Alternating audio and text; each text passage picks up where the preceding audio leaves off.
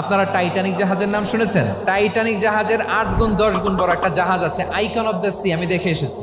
Royal Caribbean দেখে এসেছি। সাগরের সামনে জেটিতে যখন দাঁড়ালাম, জাহাজটা যখন যায়, আমার মনে হচ্ছে একটা শহর, পুরো একটা শহর মনে হয় পানির উপর দিয়ে ভেসে যাচ্ছে। পড়েন সুবহানাল্লাহ। এই যে আইকন অফ দ্য সি, এই জাহাজটা, এটার ভেতরে স্টেডিয়াম আছে, সুইমিং পুল আছে, রেস্টুরেন্ট আছে, 3000 4000 রুম বিশিষ্ট, কক্ষ বিশিষ্ট হোটেল আছে।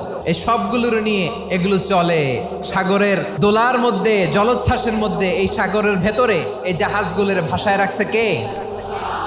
এই যে বাংলাদেশে যে গাড়িগুলো চালান, বেশিরভাগ গাড়ি আসে কিন্তু জাপান থেকে। হাজার হাজার গাড়ি একটা জাহাজ বহন করতে পারে। সূরাত বনী ইসরাঈলের এই চমৎকার আয়াতের ভেতরে আল্লাহ তাআলা বেসিকলি মানব জাতির প্রতি তার 4টি স্পেশাল অনুগ্রহের কথা বলেছেন। 2 নম্বর অংশে আল্লাহ তাআলা বললেন, ওয়া হামালনাহুম ফিল বাররি ওয়াল বাহর, স্থলে এবং সমুদ্রে আমি তাদের জন্য চলাচলের বাহন দিয়েছি। সুবহানাল্লাহ।